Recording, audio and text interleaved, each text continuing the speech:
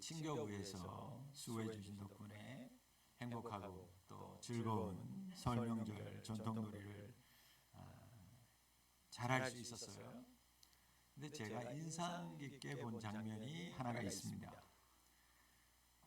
구역 식구들이 다 둥근 천에다가 공 하나를 놓고 튕기잖아요. 열심히 튕겼어요. 그런데 두 번 기회가 있다고 하니까 앞에 잘했음에도 불구하고 하나같이 전부 다 두 번째 기회를 선택하고 한 번 더 하더라는 거예요. 결과는 좋지 않았지만 두 번째 기회를 주니까 모두 다 고민하지 않고 두 번째 기회를 살려보겠다고 열심히 하는 모습을 봤어요. 여러분, 인생에 두 번의 기회가 주어진다는 건 참 매력적인 겁니다. 첫 번째의 실수를 만회할 수 있는 또 한 번의 기회가 주어진다는 점에서 행운이고 특별한 찬스라는 게 분명하죠.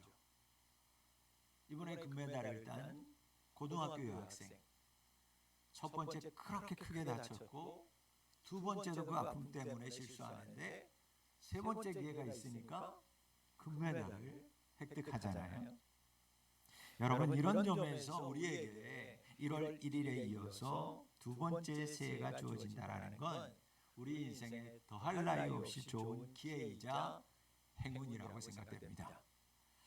새롭게 2026년을 한 번 더 시작할 수 있는 구정설날이 우리에게 주어진 건 지난 모든 시간들의 실수를 만회하고 시작하면서 결단했지만 부진했던 부분들을 다시 다잡을 수 있는 너무나 좋은 기회이자 축복이라고 생각됩니다.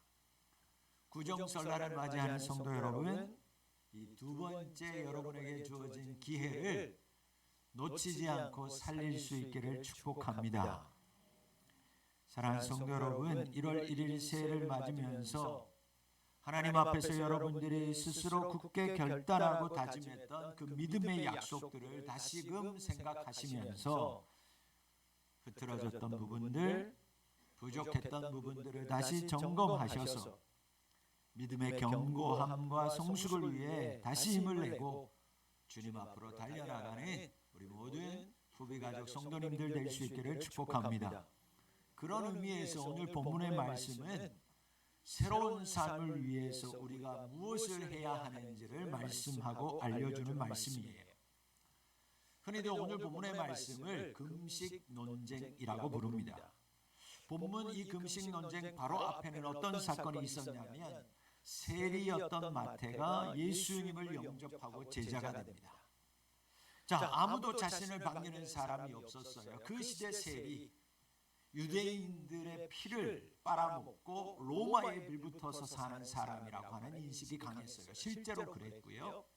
그래서 아무도 자신들을 반기지 않았습니다. 모두 다 매국노라고 흘기는 입술, 흘기는 눈만 가득했어요. 그런 마태 자신을 예수님이 찾아와서 나를 따라오라, 제자가 되라고 하니까 마태가 너무 기쁘고 좋아서 자기 집에서 큰 잔치를 베풉니다. 이 모습을 보한 요한의 제자들이요, 예수님께 와서 따지듯이 질문하는 거예요. 자신들하고 종교 지도자들인 바리새인들은 금식하는데 왜 당신 제자들은 이 금식하는 날에 금식하지 않느냐는 것입니다. 아마 이 날이 금식하는 날이었던 것 같아요. 여러분, 이스라엘은 아예 법적으로 정해진 금식 날이 있어요. 그 날이 바로 7월 11일. 모세의 율법에 의해서 정해진 7월 11일 대속죄일. 이 날은 모두 다 금식합니다. 여러분, 금식은 구제와 기도와 더불어서 하나님께서 의롭다고 여기는 거였어요. 그렇기 때문에 이 대속죄일이 되면 7월 11일 대속죄일이 되면 모든 이스라엘 백성들은요 모두 다 금식했습니다. 그런데 바리새인들은요 이 대속죄일 외에도 일주일에 2번씩을 금식합니다. 월요일과 목요일. 왜 목요일과 월요일과 목요일일까? 그들은요 모세가 시내산에 율법 받으러 올라간 날을 목요일, 그리고 받아서 내려온 날이 목요일이라고 하는 속설 때문에 목요일과 월요일과 목요일에 매주마다 한 2번씩 금식했습니다. 자, 바리새인들이 이렇게 2번씩 금식한 건요, 오랫동안 우리가 구원을 기다려왔는데 구원이 아직까지 나타나지 않았다라는 겁니다. 왜 나타나지 않았는가? 이스라엘에 죄가 많기 때문에. 그래서 금식하면서 회개함으로 구원을 예비해야 된다라고 믿었던 거예요. 그들이 금식하는 건 정말 좋은 의도였습니다. 그러나 시간이 지나면서 사람들에게 보여지는 금식하는데 여념이 없었던 거예요. 요한의 제자들도 여러분 바리새인들 못지않게 금식을 자주 했어요. 그 이유는 스승 세례 요한의 영향 때문이었습니다. 우리가 아는 것처럼 세례 요한은 광야에서 제2의 출애굽을 기대했어요. 자신은 그 같은 소명을 받았기 때문에 낡은 옷에 메뚜기와 그리고 야생꿀이 주식일 정도로 금욕적인 삶을 살았습니다. 그러다 보니까 세례 요한을 따르는 제자들도 자연스럽게 금식하게 되고 금욕적인 삶을 살았던 겁니다.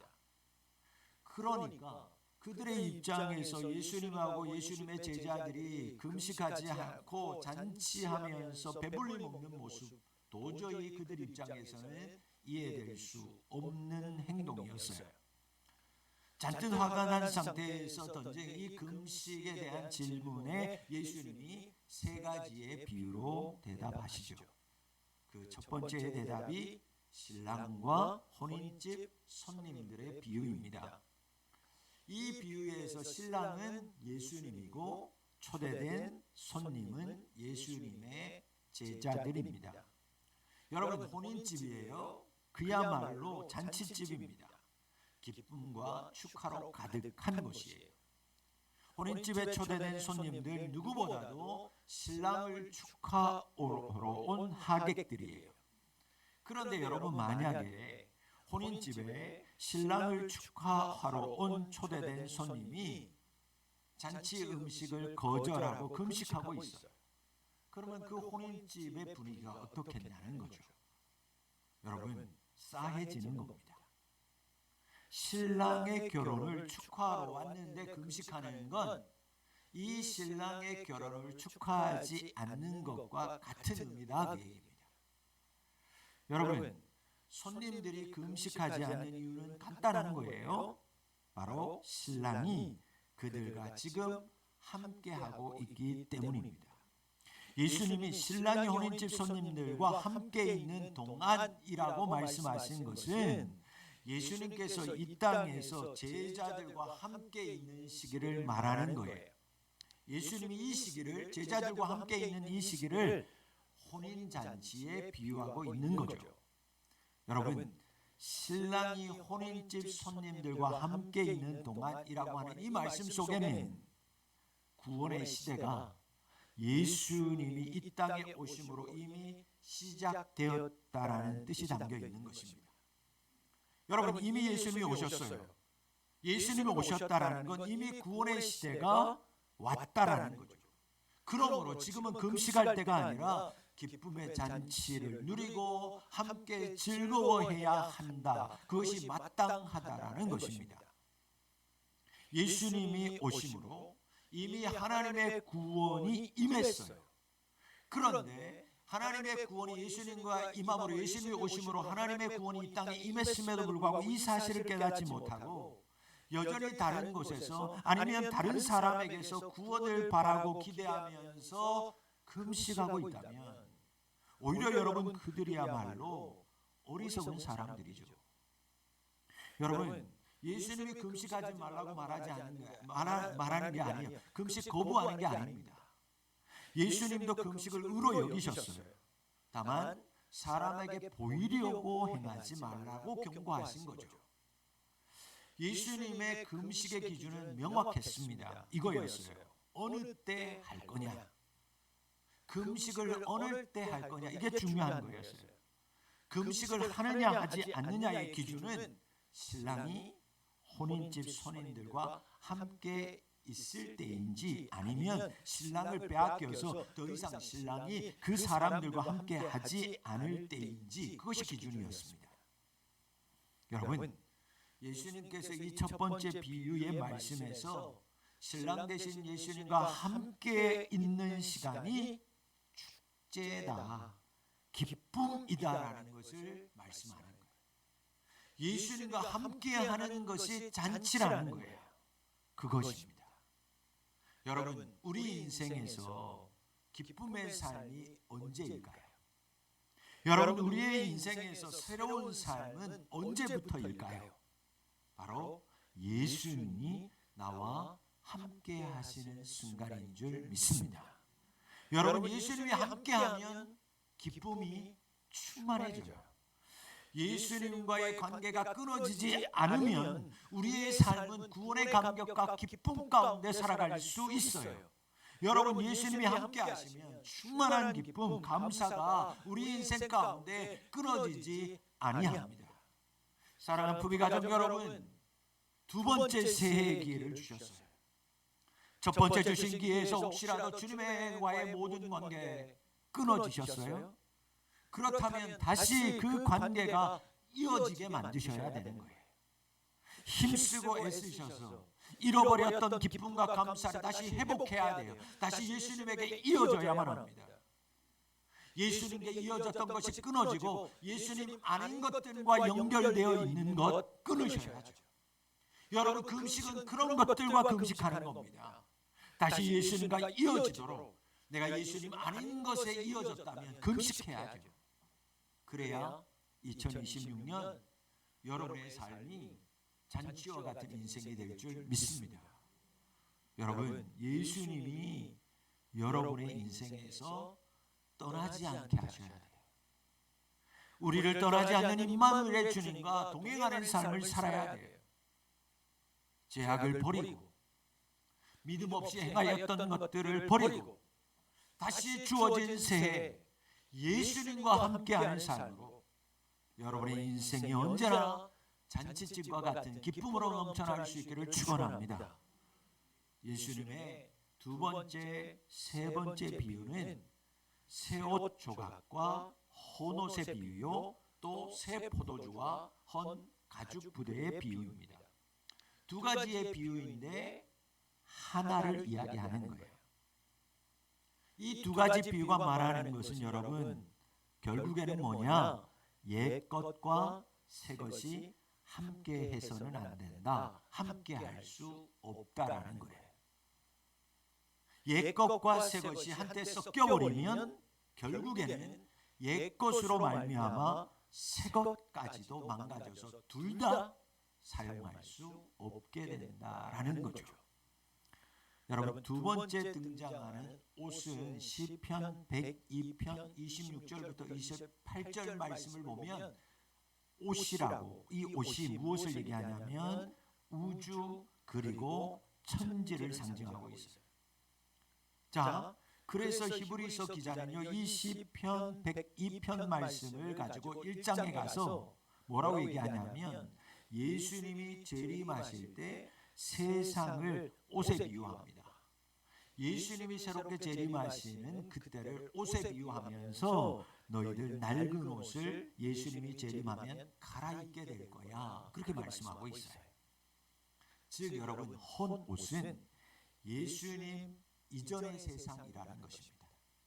그러면 새 옷은요, 예수님이 오심으로 시작된 하나님의 나라 구원의 새 시대가 새 옷을 의미하는 거예요. 두 번째 비유의 새 포도주도 같은 맥락입니다. 메시아이신 예수님이 가져올 새 시대가 새 포도주라는 거예요. 반대로 헌 가죽 부대는 옛 시대, 구 시대를 의미하는 거죠. 그러니까 새 옷이나 새 포도주가 의미하는 것은 예수님으로 말미암아 시작되는 새 시대를 의미하는 거예요. 여러분, 새 옷 조각을 낡은 옷에다가 붙이면 낡은 옷의 헤어짐이 더 심해져서 터져버린다라는 거예요. 새 포도주를 낡은 가죽 부대에 담으면 이 새 포도주의 발효가 너무너무 심하게 일어나서 낡은 가죽 부대는 터지게 마련이라는 거죠. 섞이면 안 된다라는 거예요. 섞으면 다 망가진다라는 거예요. 여러분, 예수님이 이루시는 하나님의 나라, 그 하나님의 나라는 옛 질서를 무너뜨리고 새로운 가치관, 새로운 질서로 이루어지는 나라입니다. 앞선 세림 마태가 잔치를 벌이는 장면에서 우리는 예수님이 이루시려고 하는 하나님의 나라의 모습을 맛보고 짐작할 수 있어요. 세리집에 초대된 잔치를 즐기는 사람은 세리와 죄인들이었어요. 그리고 예수님은 그들과 함께 음식을 기쁘게 나누었습니다. 당시 바리새인들 입장에서는요, 세리하고 죄인은 하나님이 이스라엘을 구원하시는데 암초와 같은 방해꾼일 뿐이었어요. 그런데 예수님은 세리에게도 나를 따라오라 하셨고 세리들과 죄인들과 함께 구원의 기쁨을 누리는 그 구원의 초대의 자리에 그들 다 초대했고 함께 먹고 마십니다. 여러분, 이 짧은 사건을 통해서 예수님이 하나님이 진정 원하시는 것은 제사가 아니라 긍휼이며, 또한 예수님 역시도 의인을 부르러 온 게 아니라 죄인을 부르러 오셨다는 것을 분명하게 보여주셨어요. 사랑하는 성도 여러분, 예수님이 오심으로 새롭게 시작되는 하나님의 나라는 예수님의 응답하는, 즉 예수님이 부르셨으면 그 부름에 응답하는 죄인들의 나라라는 것을 우리는 알아야만 합니다.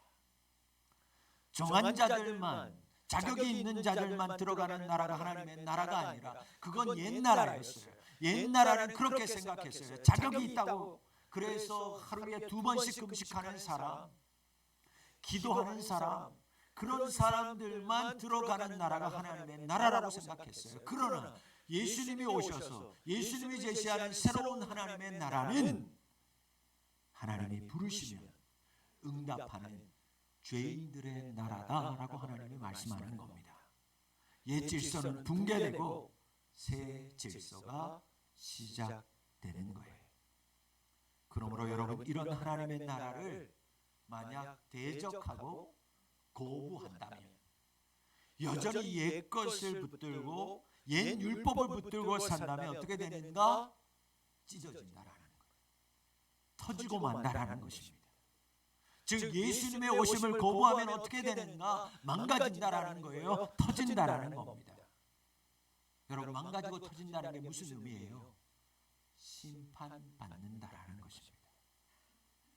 여러분, 새 포도주가 헌 가죽 부대에 부어지면 터지는 거예요. 심판받는 것입니다. 새 옷의 한 부분이 헌 옷에 붙으면 터진다라는 거예요. 심판받는다라는 것입니다. 그런데 여러분, 제자들은 달랐어요. 예수님이 이루시는 하나님의 나라를 제자들은 대적하지 않았습니다. 거부하지 않고 순종함으로 따라갑니다. 예수님이 불렀어요. 즉시 자신들의 삶을 청산했어요. 자신들이 있었던 모든 것들을 다 버리고 기뻐하고 감사하면서 예수님을 따라 나섰어요. 여러분, 제자들은 새 옷 조각을 자신의 옛날 헌옷에다가 붙이지 않았어요. 새 포도주를 낡은 무대에 붙지 않았어요. 그들은 예수님과 함께하는 동안에는 금식하지 않았어요. 예수님과 함께하는 동안에는 새 시대 하나님의 나라를 살아가는 자처럼 그들은 합당한 삶을 살았을 뿐입니다. 사랑하는 우리 성도 여러분, 새 옷 조각을, 새 포도주, 하나님의 나라 예수 그리스도를 보존하는 방법은 낡은 것, 옛 것과 이별하는 것입니다. 여러분, 우리가 구원의 기쁨을 날마다 누리려면, 우리가 하나님 나라 백성답게 살고자 한다면 옛 것들과 미련 없이 이별하셔야 되는 거예요. 제자들 예수님이 불렀을 때 미련 없이 다 버렸습니다. 자신이 가지고 있었던 세상의 것들 다 청산했어요. 무슨 말일까? 회개했다라는 겁니다. 여러분, 낡은 것, 옛 것과 이별할 수 있는 방법 무엇인가? 회개하는 겁니다. 우리가 날마다 구원의 기쁨 가운데 살려면, 하나님의 나라의 백성답게 살려면 여러분, 우리는 회개해야 되는 거예요. 회개할 때 새 것을, 예수 그리스도를, 하나님의 나라를 맞이할 수 있습니다. 사랑하는 성도 여러분, 우리는 예수님께서 나의 옛날 모든 것, 나의 낡은 것, 즉 나의 죄 때문에 십자가에서 고난당하시고 죽으신 것, 그것을 회개하고 새롭게 살아야 돼요. 예수님 만났는데, 예수님 믿고 구원받았는데, 성도 되었는데 여전히 옛날처럼 산다, 옛날처럼 죄짓고 산다, 옛날의 삶에 머물러 있다, 있을 수 없는 일입니다. 여러분, 그래서는 안 되는 거예요. 예수 믿은 사람, 예수 따라간다라고 하는 예수의 성도들은 새로운 가치관으로 살아야 되는 것입니다. 과거의 삶의 방식대로 여러분 살면 안 되는 거예요. 우리는 하나님 나라 새 시대의 사람이에요. 새로운 가치관, 즉 복음의 가치를 가지고 살아야 되는 것입니다. 예수님 믿으면 여러분, 우리 안에 신비로운 일이 일어나요. 그 성령의 신비는 뭐라고 얘기하냐면, 우리가 예수 믿으면 신비한 일이 일어나는데 그 신비는 예수님과 연합되는 거라고 말씀하고 있어요. 여러분, 우리가 예수 믿었어요. 그렇다면 우리는 지금 예수님과 연합된 자인 줄 믿습니다. 예수 그리스도의 새 옷을 입었다 그 얘기예요. 그래서 이전에 헌옷, 불신앙으로 살았을지라도 이제는 신앙이라는 새 옷으로 살아가야 합니다. 이전엔 불순종으로 살았더라도 이제는 순종의 삶을 살아가야 할 줄 믿습니다. 여러분, 절대로 옛 것과 새 것은 공존 함께 할 수 없는 거예요. 회개는 돌이키는 겁니다. 내가 가던 길이 잘못된 길이구나, 넓은 길이구나, 세상을 향하던 길이구나 라고 깨닫고 완전히 돌이키는 것이 회개라고 하는 거예요. 여러분, 내가 가던 세상의 길, 그 넓은 길, 세상에서 주목받고자 했던 것, 죄짓고 살던 것, 여러분 그 길을 버리는 것이 회개입니다. 그래야 우리는 새 것을, 예수님을, 하나님의 나라를 누릴 수 있어요. 여러분, 예수님이 가르쳐 주신 대로 말씀을 지키는 삶의 시작은 옛것을 버리는 것, 회개에서 시작됩니다. 두 번째 새해가 우리 모두에게 공평하게 주어졌습니다. 옛것을 버리기에는 너무너무 좋은 기회를 하나님이 우리에게 한 번 더 허락해 주셨어요. 이 두 번째 기회를 놓치지 않는 우리 성도님들이 되었으면 좋겠습니다. 세상의 습관들 여러분 다 버리시기를 바라요.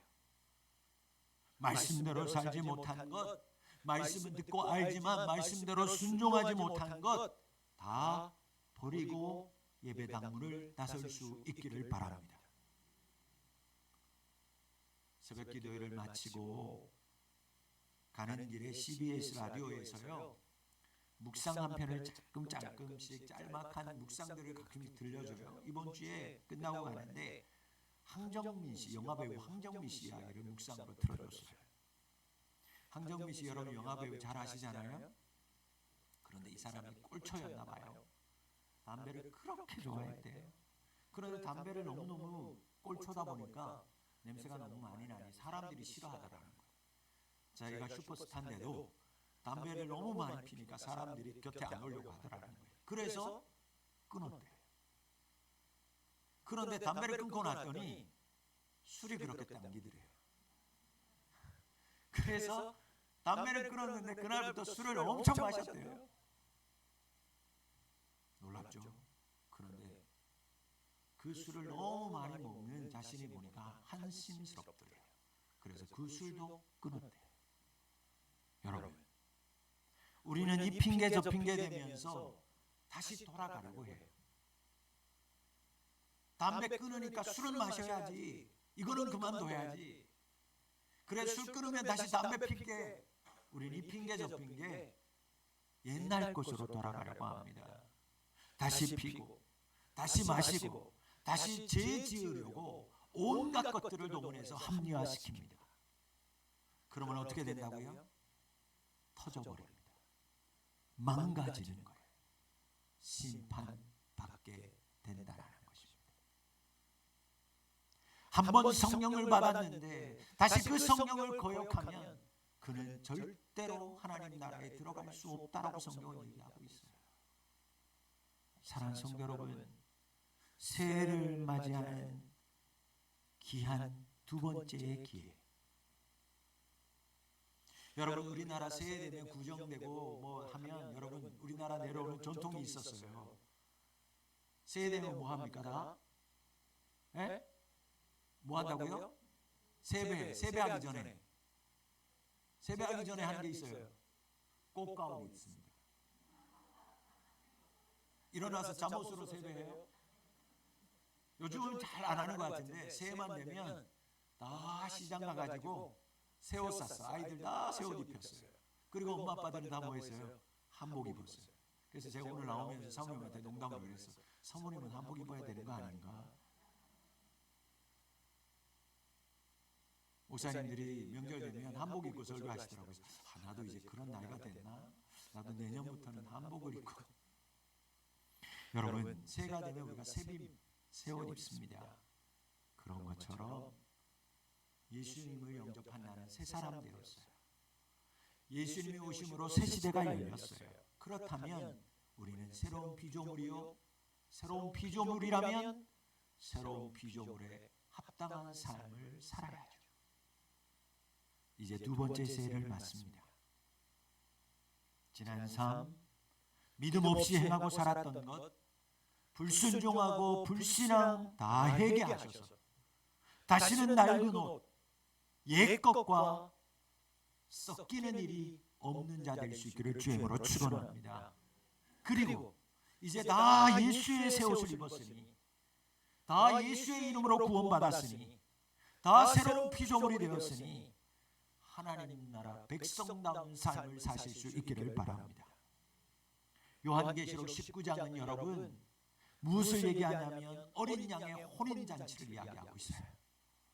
그런데 요한계시록 19장에 가보니까 어린 양의 혼인잔치에 초대되는 사람들을 보니까 공통점이 하나 있었어요. 그게 뭐냐?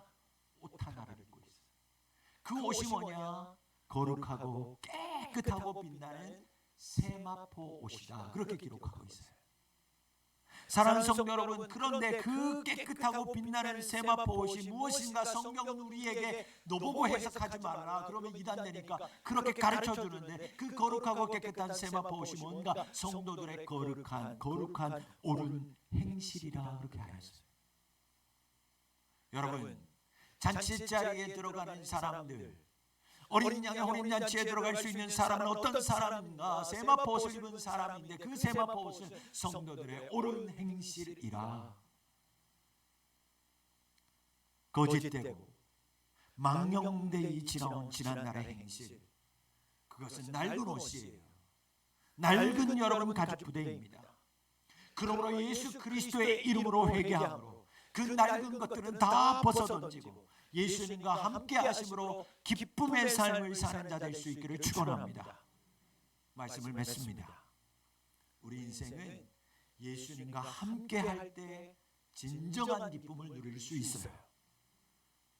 새해에는 예수님과 진정 연합된 자답게 믿음의 말, 믿음의 옳은 행실로 주님과 늘 기뻐하며 감사하며 살아가는 우리 모든 성도님들이 다 되실 수 있기를 주의 이름으로 축복합니다. 그러면 새해 여러분들이 그렇게 받고 싶은 많은 복이 여러분들 가운데 임할 줄 믿습니다. 여러분, 믿음의 옳은 행실, 예수님 자녀다운 새로운 피조물다운 삶, 옛것과 이별하고 새 옷 입고 예수와 함께 살아서 날마다 기쁨 가운데 날마다 주님 주시는 복 받으며 사는 우리 성도님들 다 되실 수 있기를 주의 이름으로 축원합니다. 그런 의미에서 새해 복 많이 받으시기 바랍니다. 기도하겠습니다. 하나님 아버지, 우리가 받아야 되는